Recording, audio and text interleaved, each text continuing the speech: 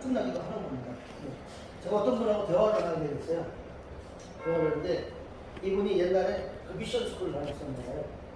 거기서 그 미션 스쿨 감리교 쪽인지 그 목사님이 감리교 목사님인지 모르겠는데 이분이 이제 기도를 할 때 예정하신 것에 대해서 기도를 했고요.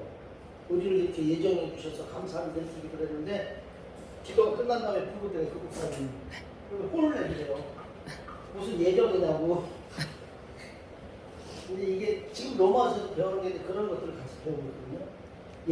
예정하심에 대해서 배우고 있는데 이 감리교 사람들은 이 자유주의이기 때문에 알미니안주의거든요. 알미니안주의이기 때문에 이 사람들은 자기가 주님을 선택했다고 생각해요. 그 모든 사람들은 다 구원을 받는 사람이라고 받을 사람이라고 그렇게 얘기를 하거든요. 근데 이 성경을 자세히 들여다보면 이 자기가 선택한 게 아니에요. 자기가 선택한 게 아니라 하나님이 창세전에 우리는 물론 이 성경에 이렇게도 나와요. 바울이 어머니의 태중이.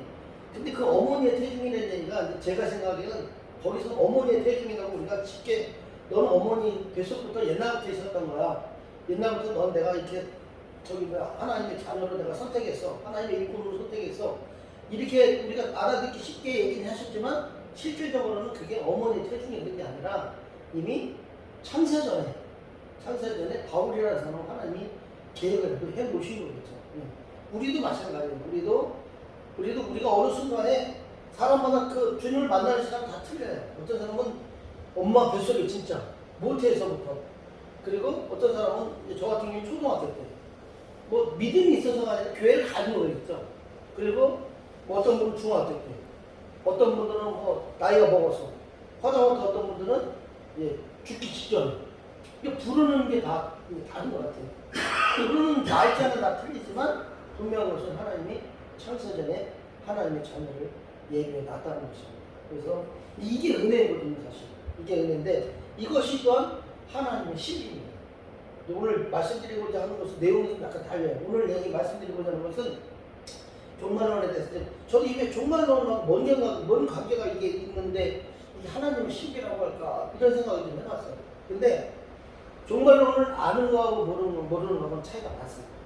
예를 들어서 내가 서울을 가는데 서울에 가려면은 그냥 무조건 가다 보면 서울이 나와 이만 하고 여기서 어느 정도 가면 서울이 나와 하고는 틀린 겁니다. 다른 거예요. 내가 준비하는 사람이 달라요. 예를 들어서 이렇게 가면 서울이 나와. 내가 기름이 얼마큼 있는지 몰라. 차에 지금 기름이 저는 그래서 이제 어떤 때 물어봐요. 제가 목적지가 있는데 그 목적지를 가려고 하는데 기름이 막 나오잖아요. 몇 킬로 정도 뜬다고. 100킬로 나와 있는, 한 80킬로. 80킬로는 70킬로 정도면 이렇게 둘이 나오거든요. 내가 지금 가야 될 자리가 왕복 30킬로다. 근데 30킬로 왕복 편도가 30킬로고 왕복이 60킬로다. 그럼 사실 못 될 가능성이 높거든요. 그러면 어떻게 하냐면 그 중간에 주유소가 있냐 없냐 그걸 먼저 따져야 돼요. 그래서 예를 들어서 내가 60킬로를 간다 하더라도 지금 70킬로에 불이 들어와서 그 안에 기름을 넣을 장소가 있어야만 돼요. 없으면 내가 앵꼬라 그래가지고 저기가 기름이 떨어져서 차를 움직이지 못하는 그런 불상사가 일어날 수도 있다는 겁니다. 마찬가지로 그냥 나는 기름이 없어 죽겠는데 그냥 조금만 가면 조금이 얼마큼인지 모르는 거예요. 쭉이 얼마큼인지 모르는 거예요. 그런데 이 종말론 사상을 공부하다 보니까 무슨 생각을 들으면 이게 목표를 정해주는 거구나. 그러니까 지금 이제 그나마 저희들은 목사님이나 저랑 똑같은 역사적 전천년주의이긴 하지만 제가 참 감사한 게 뭐냐면 똑같은 종말론 사상이 여러 개 4가지가 있지만 내가 이 역사적 전천년주의에 물들어 있다는 게 그 사상을 내가 받아들일 수 있다는 게 그게 내가 너무나 감사한 거예요. 왜냐면 역사적 전천년주의를 계산하면 7,000년 역사를 따져가지고 성경 그대로 저희가 해석을 하려고 노력을 하거든요. 그 문자 그대로 천년왕국이면 천년왕국, 7년 하나님은 7년 환란, 이거 7년 환란에 대해서 막 찾아가면서 우리보다 훨씬 똑똑한 사람을 다 찾아놓는 거거든요. 그걸 보면서 우리가 그거에 대해서 믿음이 가는 거예요. 근데 예를 들어서 우리가 세대주의라든지 아니면 무천년주의라고 그러면 우리가 이런 얘기를 하면 도대체 어떻게 되냐면 이 말에 대해서 사람이 틀어져요. 그러니까 내가 원래 먹던 물이 아니기 때문에 제가 이 얘기를 하면 우리 예를 들어서 어떤 사람이 새로운 사람이 왔다. 이 사람이 무천년주의에 대해서 아주 심취해 있어. 그걸 확실히 믿고 있어. 물론 세상에 예수님이 오실 거라고는 지금 다들 떠들고 있고 상황이 그래서 그렇다고 치지만 우리처럼 지금 7,000년 역사 가운데 지금 6,000년 끝에 있기 때문에 지금 마지막 때가 된 거다. 그 상황을 봐라. 지금 우리 뉴스에 보니까는 중국 대단하잖아요. 그렇죠? 하루에 200 몇 미리? 아니 200 몇 미리인가? 200mm. 네, 한 시간에. 하루가 아니라 한 시간에. 그렇게 보죠. 지금 아직 저 캐나다 같은 경우 47점, 49점 또 우리도 지금 35점 막 이랬잖아요. 지금 이런 걸 보면서 우리는 아 그래 지금의 이런 상부의 시대가 돼서 이제 곧 예수님이 오실 거야. 그러니까 우리는 준비하고 있으면 돼. 이제 조금만 고생하면 돼. 우리는 지금 이제 천국에 올라가는 거야. 라고 이렇게 믿음이 가는데 그렇지 않은 사람들은 도대체 이게 언제 끝난다는 거야. 없는 거예요. 왜? 예전에 무천년주의로 갔다가 산업혁명이 일어나니까 후천년주의가 오면서 제가 일단 말씀드렸지만 산업혁명이 오면서 이 세상이 좋아지니까 아 세상이 좋아질 때 예수님이 오신다고 되는데 갑자기 뭐가 터졌어요? 3차 세계대전이 터지니까 아 이게 아닌가 돼. 그러니까 상황에 따라서 이 사람들은 오락가락하는 거예요. 아니 그럼 겨울에는 햇빛이 이렇게 뜨겁지 않잖아요. 근데 요즘은 겨울에 어때요? 겨울이 생각보다 엄청 춥습니다. 작년에는 그렇게 안 추웠지만 재작년에는 그때는 막 영하 18도? 진짜 막 살인적인 그런 추위가 왔었는데 이런 시대가 계속 오고 있다는 겁니다. 이제 앞으로 코로나가 분명히 성경에서는 이런 것들이 있다고 했어요. 코로나라고 딱 얘기하지 않았지만 이런 원역들이 있다고 했어요. 분명히. 근데 이것도 또한 중국에서 우리가 했던 우리는 다 그렇게 알고 있잖아. 다른 사람은 그런 걸 사람이 없습니까? 그런데 이것이 과연 중국에서 된 거냐는 거죠. 주님이 허락하신 거예요. 주님이 허락하지 않고는 이 될 아무것도 없다. 네. 그래서 주님이 허락하셨기 때문에 이 코로나를 통해서 뭘 가르치냐면 내가 올 때가 가까이 왔다는 걸 얘기하는 거예요. 그것을 우리한테 얘기해 주시는 겁니다. 그럼 우리는 아, 이 코로나 때문에 여행을 못 가? 이 코로나 때문에 힘들어? 힘들어 당연해. 어려워. 근데 우리는 또 무슨 생각을 아, 이러니까 주님이 나한테 사인을 더 강하게 해주시는구나. 내가 코로나 없이 아주 세상이 너무나 좋아. 그럼 아, 주님이 오신다는 날짜가 아직 안 가는가 봐. 이렇게 돼버릴 때 무슨 뜻이냐? 우리가 이렇게 여행을 가다 보면 이런 경우가 있어요. 어떤 분이 얘기를 해주는데 명절날에요. 길이 뻥 뚫렸다는 거예요. 그래서 이분 고가도로 오는데 뻥 뚫려가지고 열심히 밟았어. 밟은 그 순간 고가도를 딱 넘어가니까 뭐가 있었어요? 차가요 일렬로 쫙 서 있었어요. 갖다 다 먹었어요. 그게 삼부천은 사장님이 대원대 얘기를 하고 갔다가 차가 어깨를 빡 가는데 나왔다고 얘기하시더라고요. 우리가 그런 거예요. 왜? 아무렇지도 않으면 아무 일이 없는 것 같아요. 그때 하나님이 저는 이렇게 생각해요. 이런 징조들 하나하나가 누구를 깨우기 위하면 하나님의 예정된 영혼을 깨우기 위한 결국은 우리를 깨우기 위하고 있는데 지금 믿지 않았지만 하나님의 어떤 주권 속에서 하나님의 예정하신 속에서 이미 하나님의 자녀를 선택한다는데 이 방법을 통해서 하나님을 보는 사람 분명히 있어요. 그리고 이 믿음의 단계가 이제 세 단계로 우리는 생각하는데 믿음의 단계가 높은 사람이 믿음의 첫 번째 단계는 뭐냐면 썬데이 크리스찬이에요. 주님 왔다 갔다 하는 사람은 썬데이 크리스찬이라고 하고 두 번째는 열심히 신앙생활 하는데 세상의 복을 받기 위해서 신앙생활 하는 사람을 두 번째 믿음을 가진 사람이라고 하고 세 번째 믿음을 가진 사람은 우리가 한 나라를 소망하면서 사는 사람을 그런 사람이라고 생각해요. 근데 이 사람이 첫 번째 믿음이야. 썬데이 크리스찬이야. 근데 갑자기 코로나를 죽으면서 확 쇼킹한 거예요. 왜? 내가 이렇게 살면 안 되거든요. 근데 그게 하나님이 그 사람을 세 번째 믿음, 두 번째 믿음에서 세 번째 믿음으로 가기 위한 그게 하나의 쇼킹한 어떤 사건으로 준 거지. 그러니까 이게 우리 앞에 놓여 있는 것은 절대적으로 사탄이 그 일을 행하게 되어 자기가 스스로 할 수 있는 건 아무것도 없다는 거예요. 그러니까 어떤 분들은 이제 그러죠. 뭐든지 귀신이 있다고 그러죠. 특히 누가 그래요? 김기동의 이기동. 김기동 목사. 김기동 목사가 뭐든지 다 그러면서 하나님이 예수님이 이 땅에 오신 것은 사탄을 멸하기 위해서 오셨다는 거예요. 사탄을 멸하기 위해서만 오신 게 아니에요. 예수님이 오신 것은 사탄은 이 예수님 누구야? 삼위일체 하나님 중에 한 분이 예수님이시거든요. 근데 이 예수님이 자기의 피조물을 우리 집에 왔는데 내가 우리 강아지만 보기 위해서 왔어. 그렇지 않잖아요. 강아지를 보는 건데 내가 그냥 여러 가지 이유 중에서 그냥 하나를 보는 거예요. 그리고 내가 강아지는 내가 마음을 먹으면 언제든 11층에 더 던질 수도 있어요. 제가 마음을 착해서 안 던져요. 막 똑같아요. 이 사탄은요, 이 사람들이 너무 사탄을 높여놨어. 사탄은 예수님이 대적할 존재가 아니에요. 피조물이에요, 피조물. 천상에서 삼층천에서 물론 그것도 하나님이 다 예정하신 가운데 있지만 삼층천에서 나가라 할 쫄기까지 싹 딛고 나가잖아요. 하나님의 그 말씀 한마디예요. 이 사탄이 뭘 천지를 창조했다는 말이 없어요. 의자를 만들었다는 얘기가 없어요. 근데 이 말씀으로 우리가 알고 있는 우리의 주님은 그 삼위한 이삼일체 하나님은요 말씀으로 모든 것을 다 만드셨다고 그렇게 성경에 기록이 되어 있잖아요. 그러니까 이 사탄을 크리스찬들이 너무 무서워요. 그리고 사탄을 너무 높여놨어. 그냥 우리가 생각할 때 아무것도 아닌데 사탄을 높여놓으니까 사탄이 어때요? 사탄이 막 기고만장하는 거야. 왜? 자기를 높여놓으니까. 예를 들어서 우상이 별게 아니구나. 이게 우리가 생각할 때 이게 예를 들어서 이게 꽃이 나무에 꽃이 나무잖아요.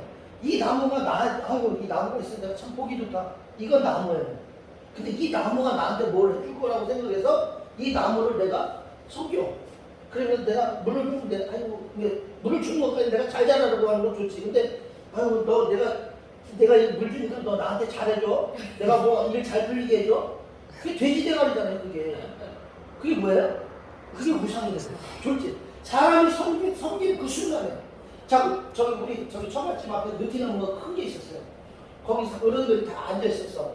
그러니까 내가 우리 처갓집이 잘하는 걸 다 봐. 기분이 좋아. 왜냐면 다 보니까 제가 그 얘기를 하려고 하는 게 아니라 그 느티나무가 있는데 그 느티나무가 있어. 그런 있어. 참 너무나 좋다. 이러면 괜찮아. 근데 그 느티나무 때문에 이 느티나무가 우리 동네에서 제일 오래됐어. 그래서 이 느티나무가 우리의 조상과 같아. 그래서 이 느티나무에 우리가 제사를 지내. 그리고 이 느티나무를 우리가 존중해줘야 돼.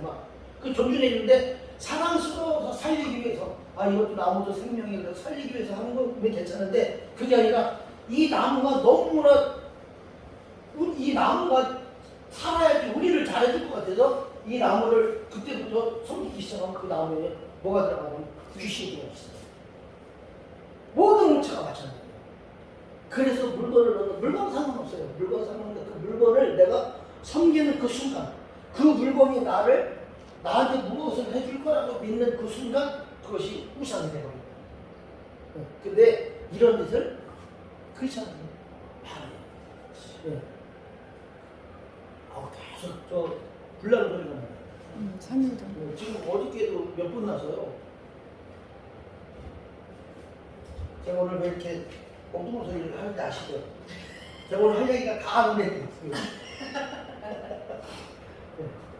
그래서 제가 이제 봤어요. 정말로 사사님 왜 그렇게 보니까 첫 번째는요 그 313년경이거든요. 313년경이 그때가 언제예요? 313년에 그때까지 카타콤 시대잖아요. 근데 그 사람들은요 역사적 전천년주의인데 그 당시에는 엄청 핍박이 너무 심했잖아요. 그래서 카타콤에 들었잖아요. 이 사람들이 소망하는 게 뭐냐면 주님이 빨리 오기를 소망했어요.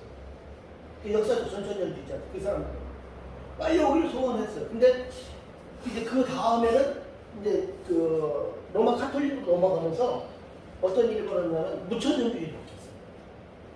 근데 그런 것 같아요. 그 사람들이 소망하는 마음을 주님이 부어주셨던 것 같아요. 역사적 전천년주의자들한테. 그래서 주님이 빨리 오기를 그렇게 기다렸던 거죠. 근데 이 로마 카톨릭으로 넘어가면서 이 사람들이 무천년주의를 하니까요. 룰루랄라가 돼버려요. 어떻게 생각하면 그 시대가 제가 제 개인적으로는 불행한 시대인 거죠. 왜? 주님을 기다릴 생각을 물론 주님이 안 오셨어요. 그때 안 오셨어요. 지금도 아직 안 오셨지만 그 당시를 따지면 벌써 2000년, 거의 2000년 전, 1500년 전 이상 얘기니까 그 당시 사람들이 지금까지 살아남은 사람은 없잖아요. 그러니까 그 사람들이 무천년주의로 언제 오실지 몰라. 언제 오라는 얘기는 뭐예요? 내가 죽은 다음에 오시려 그게 언제인지 모르는 거야. 모르는 거거든요. 물론 이제 성경적인 것은 무천년주의자들이 얘기하는 거는 뭐 죽은 다음이 아니라 그거보다 훨씬 먼 세월을 얘기하지만 어떻게 생각하면 개인적으로 내가 죽은 다음에 벌어지는 일은 끝난 거거든요. 그게 먼 얘기나 마찬가지거든요. 근데 내가 살아있는 동안에 일어나는 일은 가까운 일이거든요. 그러니까 어떻게 생각하면 그 로마 가톨릭 시대에 그 사람들은 주님이 언제 오실지 모른다는 것을 주님이 어쩌면 그걸 가르쳐 줄 수 있어요. 그러면서 이제 1800년도가 들어오면서 다시 역사적 전천년주의가 들어오고 그리고 세대주의가 들어오고 그러는 가운데 지금은 무천년주의와 후천년주의가 네 가지가 이제 짬뽕이 돼서 있는 그런 시대인데 그게 왜 그럴까? 이것은요 그만큼 주님이 오신 날을 가까이 왔기 때문에 이것을 다 드러내시는 것이 아닌가. 근데 제 개인적으로 이제 그런 생각을 해보았습니다. 그래서 오늘은 들으실 때 좀 이제 가볍게 들으세요. 가볍게 들으시는데 이제까지 제가 말씀드린 것 중에서 좀 종합적으로 말씀을 드리는 거예요. 근데 이게 어떻게 생각하면 한쪽으로만 치우쳐서 배우시는 분들은 뭐 이런 게 꼭 필요하냐 막 이렇게 얘기하실 수 있는 분들도 사실 있어요. 그렇지만 우리가 지금 저도 이걸 공부를 하면서 느끼는 게 뭐냐면 누가 어떤 얘기를 할 때 그 사람의 사상을 제가 짐작을 해요.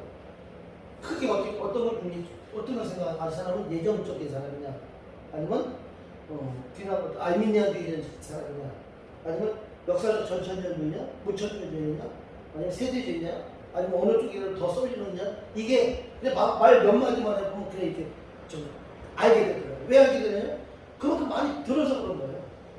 그러니까 우리도 어디 가서 누가 무슨 말 하면 싸울 필요는 없지만 저 사람은 저기서 공부를 많이 했구나. 저 사람의 목사님은 어떤 목사님이구나. 그러니까 우리가 특히 감리교 사람들이나 이런 사람들하고 얘기하다 보면 좀 대화가 약간 좀 다르죠. 이게 얘기하는 게 달라요. 우리는 은혜를 강조하는 사람들이에요. 그러니까 그 창제 전에 하나님의 주권 속에서 우리가 예정된 사람이지만 왜 예정이 됐어요? 은혜로 예정이 된 거예요. 그게 은혜예요. 근데 그 사람들은 은혜보다는 내가 더 강해요. 그래서 내가 주님을 선택한 거지. 자기가 주님을 어떻게 선택해? 근데 자기가 선택했다는데 어떻게 그걸 우기고 있는데 싸울 필요가 없어요. 자, 그래서 제가 빠른 속도로 제가 말씀을 하도록 하겠습니다. 계시록에 보면 일곱 나팔, 일곱 대접이 나와요. 근데 일곱이는 예수님의 공중 재림 전에 일어날 그 징조들, 사건들을 이제 보여주신 것이고요.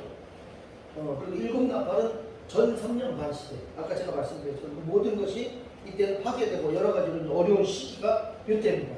그리고 일곱째 나팔을 불 때 그동안 하나님께서 선지자들에게 말씀하셨던 하나님의 신비가 이제 성취된다고 그렇게 말씀하셨어요.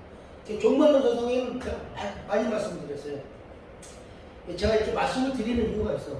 왜냐면 우리 목사님도 공부하시고 저도 공부하고 있지만 사모님들은 이제 공부할 기회가 안 돼서 이제 일부러 말씀을 드리는 거예요, 제가. 그래서 우리는 역사적 전천년주의 그리고 세대주의적 전천년주의가 있어요. 세대주의가요. 세대주의도 전천년주의예요. 우리는 역사적 전천년주의고 세대주의는 전천년주의에서 역사적 새로 나오는 게 세대주의적 전천년주의예요. 그리고 무천년주의. 예? 트럼프도 세대주의예요. 트럼프의 사위가 세대주의죠. 예. 그리고 무천년주의가 있어요. 그래서 근데 이제 우리는 제가 아까 말씀드린 것처럼 우리는 이것을 다 종합적으로 볼 수 있는 그런 시야를 가지고 있었어요. 그러니까 누가 무슨 말하면 저 사람은 무천년주의구나, 후천년주의구나. 대부분 으쌰. 야, 우리가 어떻게 잘 사는 나라 만들어보자, 동성애 합법화시키자 이러는 기독교인이 있다. 그 사람 후천년주의였어요. 근데 후천년주의는 문제가 뭐냐? 후천년주의의 문제는요, WCC나 아니면 종교다원주의로 해요. 그게 문제가 되는 거예요. 근데 무천년주의도 문제는 아니에요. 무천년주의도 괜찮기는 해. 근데 그 사람들은 멀리 있다고 생각하니까 그게 문제인데, 그 사람들도 우리한테 뭐라고 그러긴 하겠지. 일단 우리가 우리 편에서 볼 때 얘기를 하는 거예요. 하도 말을 안 했으면 목이 가시네. 그러니까 마이크를 가까이 자, 교회의 역사를 보니까 어떻게 하냐면 아까 말씀드린 것처럼 313년까지가 카타콤 시대거든요. 카타콤 시대고 313년에 로마의 콘스탄티노스 황제가 기독교를 인정을 했어요. 그걸 이제 공인했다고 이렇게 얘기를 해요. 그래서 그때까지 바벨 연동교였는데 이제 기독교를 공인해 준 거예요. 그리고 주 313년에는 인정을 해준 거고 380년에는 로마의 테오도시우스 황제라는 사람이 있었어요. 테오도시우스 황제. 이 사람이 로마의 그 바벨론 종교였던 거를 이 사람이 없애버리고 기독교를 국교화시킨 거예요. 그러니까 공인하고 국교화는 달라요. 예. 그러니까 313년에는 일단 인정을 해줬어요. 인정을 해주니까 카타콤 있는 그런 그 기독교인들이 좀 편안했겠죠. 그렇죠? 근데 참 희한한 거죠. 왜 바벨론 종교에서 이렇게 갑자기 왔는지. 이것도 또 하나님의 역사겠죠. 예. 그래서 이렇게 기독교가 국교화가 된 게 380년 2월 27일이에요. 자, 그리고 이때까지가 314, 이제 좁은 의미에서는 314년까지가 역사적 전천년주의인데 넓은 의미는 380년까지가 그 역사적 전천년주의예요. 그럼 이제 그 다음부터 주 380년 이후에 데오도시우스 황제 이후부터는 무천년주의로 바뀌었어요. 무천년주의로 바뀌어가지고 그 다음부터는요, 이 카톨릭이라는 게 어떤 사람은 그래요. 아, 그때는 카톨릭이 큰 집, 개신교가 작은 집. 그분은 저기 잘 몰라서 이 성경 그러니까 신학적인 부분을 잘 몰라서 원래는 역사적 전천적인 저기 개신교예요 원래. 근데 하나님이 로마 카톨릭을 인정을 하고 그 당시에 있었던 게 기독교가 로마 카톨릭밖에 없었던 거예요. 그러다 1517년 사실 1517년 그 어떤 뭐야 종교개혁도 저는 늦게 알았어요. 이런 연도도 사실 중요하거든요. 근데 이 1517년 이후로 개신교가 생겼으니까 이 사람들은 그것만 생각하는데 그러면은 먼저 있었다는 사람은 뭐야? 원래 카톨릭이 없었으니까. 그러니까 그것까지 볼 줄 알아야 되는데 대부분의 그 성도들이나 이런 사람들은 그걸 볼 줄 몰라서 특히 저기 천주교 사람들은 자기네가 뭐 저기 베드로가 어쩌고저쩌고 막 이러는데 베드로는 65년인가 죽었어요. 그리고 저기 300년 넘어가지고 이 로마 카톨릭이 생긴 거고 이게 말이 안 되는 소리를 하는 거거든요. 일부러 껴맞춘 거 왜? 자기네 어떤 자존감을 세우기 위해서 베드로라는 사람이 수제자잖아요. 그러니까 자기네가 그런 계열이라고 얘기하기 위해서 그 베드로를 끄집어 들인 거거든요. 그게. 자, 그리고 그러다가 이제 그러니까 로마 카톨릭이나 정교회들, 그 칼빈이나 루터 이런 유명한 사람들이 다 이제 무천주의였었어요. 그러다가 이제 종교개혁 이후에 1517년 종교개혁 이후에 모든 사람들이 다 무천년주의를 가거나 대부분의 사람 다 무천년주의 그때도 왜 로마 카톨릭에 영향을 받았기 때문에.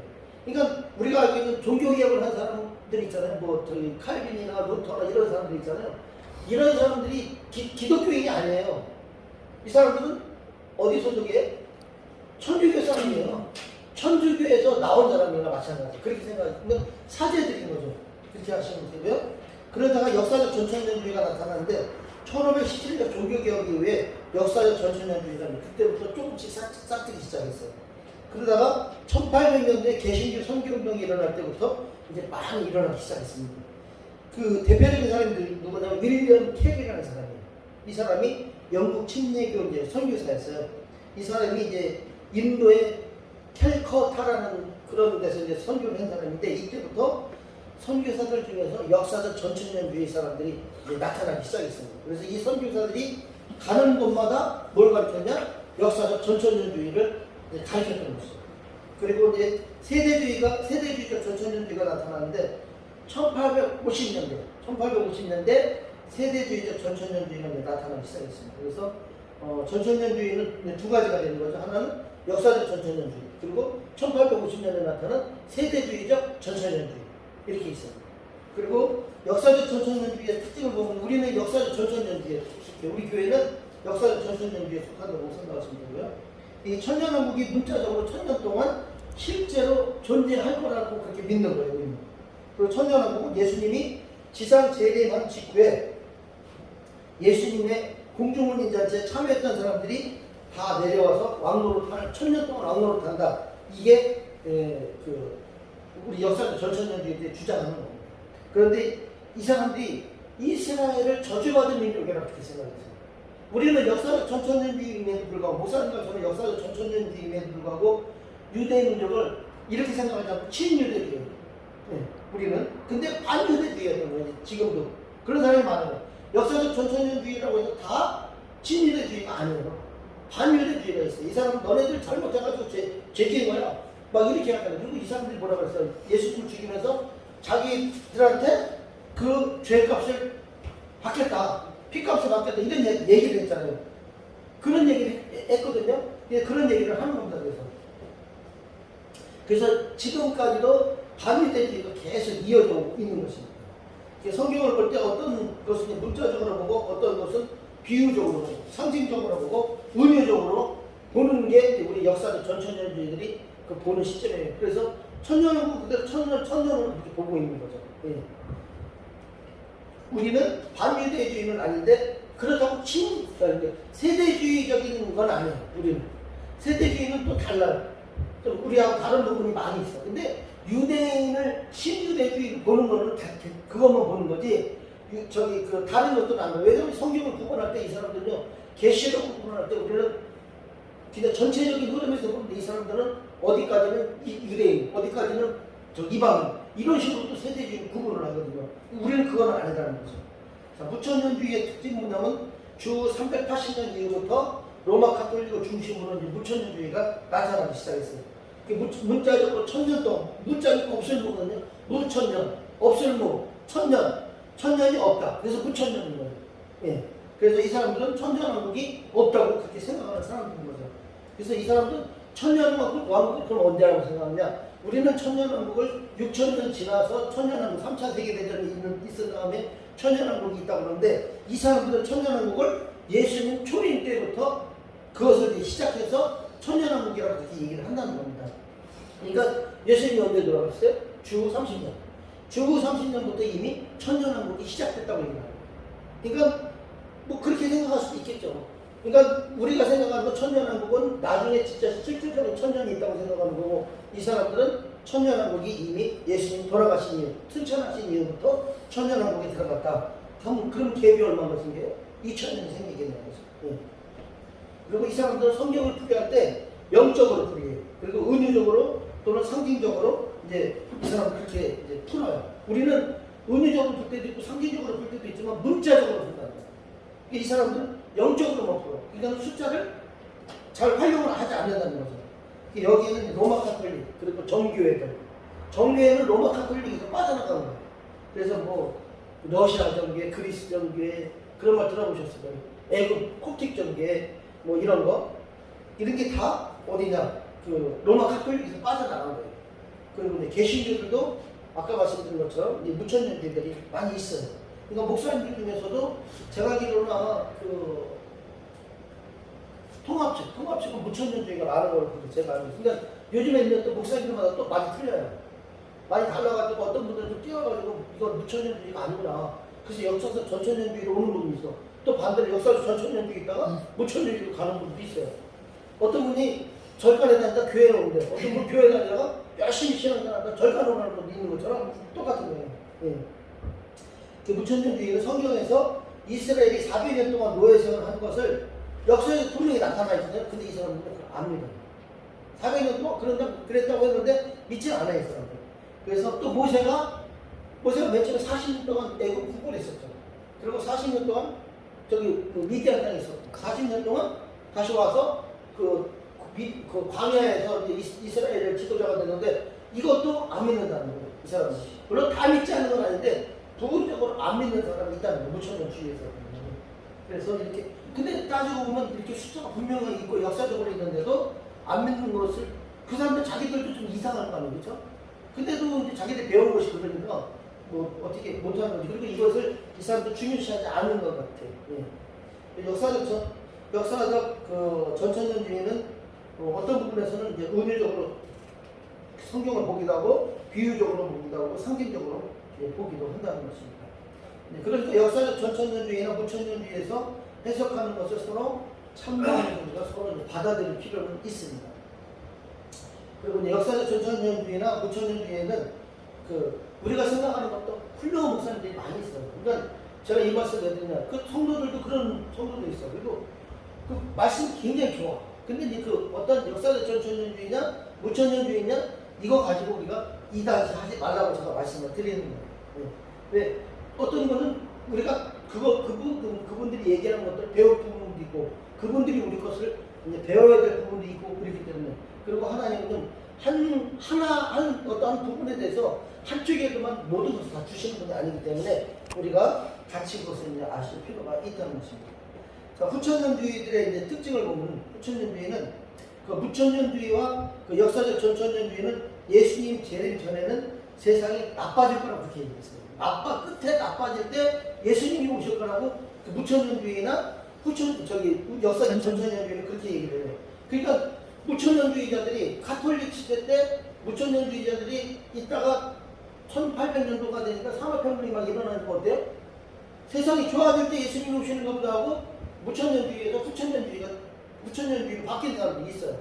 그러다가 제1차 세계대전, 2차 세계대전이 일어나니까 이게 아닌가 봐 하고 다시 오는 사람이 있었어요. 무천년주의로 다시 오는 사람이 있었거든요. 그런 거와 마찬가지로 이렇게 그 후천년주의는 세상이 좋아질 때 주님이 오실 거라고 그렇게 생각합니다. 그래서 여기에는 로마 가톨릭 그리고 정교회 그리고 개신교안에도 이 무천년주의자들이 이제 세상이 더 나빠질 것으로 봤는데 갑자기 좋아지고 무천년주의로 간 사람이 굉장히 많이 후천년주의로 무천년주의에서 후천년주의로 간 사람이 굉장히 많이 있었습니다. 근데 이 사람들이 어떤 사람들이냐? 진보주의. 아까 제가 말씀드린 것처럼 진보주의자들이 많이 있어요. 그 진보주의자들은 어때? 목사님들 중에서 으쌰으쌰 하는 분들 많죠. 그러니까 초점이 그거예요. 세상을 바꿔야 된다. 내가 바꿔야 된다. 막 이렇게 해요. 그렇게 하면 가시는 분들이 대부분 많이 있어요. 그리고 후천년주의 진보주의는 이 세상을 인간의 노력과 이성과 의지로 천국처럼 파라다이스로 그렇게 바꿔야 된다고. 그렇게 바꾸다 보면 나중에 뭐가 오셔요? 예수님이 오실 거죠. 그래서 이 사람들이 그렇게 노력을 많이 하는 거예요. 근데 제가 알기로 환경단체는 이런 데 있죠. 거기도 이런 소속되어 있는 사람들이. 근데 그 사람들은 몰라. 밑에 사람들은 모르는데 누가 하냐. 그 위에서 그걸 다 하는 거죠. 밑에 있는 사람들은 뭐 얘기하다 보면 그 사람들은 모르면서 그냥 끝까지 서로 싸우기만 하는데 우리가 알고 있는 게 대부분 맞긴 많거든요. 예를 들어서 그 카톨릭 신자한테 예수님이 저 마리아가 지금 하나님의 부인까지 갔다 어떤 회의에 통해서 그렇게 됐다 그러면 그게 말이나 되냐고 자기들이 모르는 거 생각하는데 우리 같으면 그게 진짜냐고 이렇게 물어볼 텐데요. 그 사람은 어때? 그게 말이나 되느냐고 그렇게 얘기해요. 사실인데 왜? 그걸 가르쳐주지 않고 자기들 그런데 관심도 없거든요. 근데 왜 되느냐? 기분 나쁘니까 되는 거지. 그런 게. 자, 그러니까 세대주의가 1850년경에 이제 세대주의가 나왔어요. 세대주의가 나와가지고 세대주의가 나왔는데 이걸 다비니즘이라고 해요. 다비니즘. 그 아일랜드의 변호사 출신인 존 다비라는 사람이 이 학설을 만들었는데 이 존 다비는 역사적 전천년주의를 믿었던 사람이에요. 근데 그 새로운 전천년주의를 만들었어요. 그것이 세대주의적 전천년주의예요. 그래서 전천년주의는 이제 예수님이 지상 내려가시고 그리고 실제로 천년왕국이 그 다음부터 있다는 것을 전천년주의라고 얘기하거든요. 그 역사적 전천년주의나 후천년주의나 후천년주의는 반유대주의 사상을 가졌어요. 이 세 개는. 근데 세대주의만큼은 친유대주의 사상을 가지고 있어요. 물론 우리도 친유대주의라고 했죠. 왜 그러냐면 이 무천년 원래는 역사적 전천년주의자들 대부분이 이 친유대주의가 아니에요. 반유대주의. 그래서 제가 자꾸 우리는 친유대주의다 이 얘기를 하는 거예요. 네. 근데 이 역사 세대주의가 얘기하는 것처럼 그런 그 친유대주의는 아니라 이게 얘기를 하는 거예요. 그러니까 이 사람들은 세대주의의 모든 것을 유대인을 기준으로 해서 다 해석을 하는 거예요. 그게 문제거든요. 이 사람들. 이게 한계성이에요, 한계성. 그러니까 그런 걸 다 종합해봐도 완벽하진 않지만 그런 것들을 다 볼 수 있는 시야가 있어야지만 성경을 좀 이렇게 좀 깊이 볼 수 있고 하나님의 뜻을 좀 더 세심하게 조금 더 세심하게 볼 수가 있게 되는 거죠. 그래서 오늘날에는 전 세계적으로 친유대주의 친유대주의인 세대주의 기독교인들이 꽤 많이 늘어났어요. 그래서 그런데 앞으로 더 늘어날 것 같아요. 근데 이 친유대주의는요, 왜 이거는 이제 학설적인 건 아니에요. 제가 생각하기에는 친유대주의가 있어야 될 이유가 뭐냐면 메시아닉 주 14만 4천 명이 만들어져야 되기 때문에 그런 거거든요. 그게 왜냐면 이 사람들이 우리 같이 이렇게 좀 소극적으로 그 유대인한테 가지도 않잖아. 근데 이 사람들은 적극적으로 가요. 이스라엘을 가버려. 그렇게 해가지고 유대인들한테 그 복음을 전해야 된다고 목숨을 걸고 가는 사람들, 이 사람들은. 이런 사람들이 있어야 메시아 육주가 더 많이 생기게 되는 거예요. 우리 같은 사람이 있으면 메시아 육주가 안 생기겠죠. 네. 그런 거 아셔야 되는 거지. 우리나라에 이제 약 100년 전쯤에, 약 100년 넘었죠. 이때 선교사들이 왔는데 이때 대부분이 세대주의자들이 들어왔어요. 그 중국, 인도, 아프리카 여기에도 세대주의자들이 많이 들어갔습니다. 그리고 자 우리가 잘 아는 빌리 그레이엄 목사님, 그리고 무디 잘 아시죠? 다 세대주의입니다. 이 사람들이 세대주의. 그리고 LA에 있는 이제 그 신학교가 있는데 탈것 신학교라고 있어요. 여기도 세대주의적 신학교고요. 그리고 플러 신학교 아시죠? 들어봤을 때요. 여기도 세대주의. 세대주의도 있지만 무천년주의도 있고 역사적 전천년주의도 있어요. 근데 이제 우리나라의 특징이 뭐냐면 외국 분들은요, 자기가 어떤 종말론적인 사상을 가져도 그렇게 큰 타치는 안 해. 근데 우리나라는 어때요? 이단시하거든요. 그게 문제가 되는 거예요. 왜? 성격들이 그래, 우리나라 사람. 왜? 나하고 안 맞으면 적이야. 우리가 좀 그렇게 강하잖아요. 우리나라의 그런 성품들이 굉장히 강해요. 자, 황 목사님은 트리니티 신학교를 나왔다고 하시더라고요. 트리니티 신학교도 그 역사적 전천년주의 사람들이 만들었는데, 그 유대인 교수들이 있어요. 유대인 교수들은 세대주의예요. 당연하겠죠. 친유대주의겠죠. 유대인이니까. 그런데 이제 다른 교수들은 무천년주의도 있고, 그리고 또 이제 역사적 전천년주의도 있고, 이렇다고 합니다. 그러니까 요즘에는 그 미국에 좀 영향력이 있는 그런 신학교는 대부분 이렇게 공존하는, 하나만 있는 게 아니라 무천년주의 있고 역사적 전천년주의도 있고 그리고 세대주의도 있고 뭐 이렇게. 근데 이제 자유주의는 어때요? 후천년주의는 자유주의 신학교에서 해요. 후천년주의. 제가 생각하기에는 어쩌면은 글쎄 저 기장교회 같은 경우는 후천년주의가 아닐까 싶어요. 왜냐하면 거기는 그 노골적으로 동성애나 이런 걸 찬성해주는 그런 데거든요. 그럴 가능성이 많죠. 자, 후천년주의는 무천년주의와 같은데 낙관론적인 종말론을 가진 그런 사람들이에요. 후천년주의는. 그러니까 다시 말해서 세상을 자기들이 이제 천국처럼 변화시켜야지만 예수님이 오신다고 그렇게 생각하는 사람들입니다. 그러니까 이 세상이 끝난다는 개념을 예수님이 재림에 오신다, 이런 개념으로 가지고 있고요. 그리고 예수님이 공중에 재림에 오실 때 모든 기독교인들이 다 들림받는다고 그렇게 생각을 하는 사람들입니다. 이제 모든 기독교인이라고 하면 이제 에클레시아라고 해서 교회를 얘기하는데, 교회 자체가, 교회는 모든 사람이 다 들림을 받는다고 그렇게 얘기를 합니다. 근데 참 이상한 게 뭐냐면 세대 후천년주의가 아닌데도 이렇게 얘기하는 목사님들이 있어요. 모든 사람이 다 들림받고 모든 사람이 다 왕같은 제사장이 되고 이렇게 얘기를 하는데, 모든 사람이 다 들림을 받지는 않겠죠. 네. 뭐 우리 교회는 뭐 제가 설명할 필요가 없어서 말씀 안 드리지만, 하여튼 이렇게 그런 사고를 가지고 계신 분들이 있다는 겁니다. 제가 알기로는 서울 침례교회인가 사랑 침례교회인가 정동수 목사님 이렇게 얘기하는 걸 제가 들은 것 같은데, 이분은 세대주의인데도 또 이런 얘기를 하더라고요. 그러니까 이게 참 알 수가 없어요. 이게 너무 짬뽕이 되다 보니까 그것도 또 잘 접근을 해야 돼요. 그리고 특히 유명한 분이 얘기하는 거는 조심할 부분도 있고, 그분도 보면은 굉장히 훌륭한 그런 목사님인데 어떤 부분에서는 좀 안 맞는 부분이 좀 있긴 있더라고요. 이렇게 모든 사람이 다 공중에 들림받아서 예수님을 만난 다음에 예수님을 어떻게 동시에 이루어진다는 거죠. 그리고 저희들하고 이런 요 부분이 좀 약간 틀려요. 우리는 어때요? 천년왕국 있으면서 천년왕국 끝머리 또 세계 4차 세계대전이 또 있다고 얘기하거든요. 이 사람들은 이제 그런 얘기를 안 하죠. 오늘날 무천년주의를 이야기하는 장로교나 감리교나 침례교 등 많은 교단에서는 우리와 똑같이 세상이 악해질 때 예수님이 오신다고 얘기합니다. 그런데 이 후천년주의 사람들은 예수님이 오시면 모든 사람이 다 들림받는다, 이렇게 얘기한다는 것입니다. 그리고 예수님과 같이 내려왔다가 그 길로 동시에 신처신지로 들어간다고 그렇게 얘기를 합니다. 근데 이런 사람들이 우리나라에도 꽤 많이 있습니다.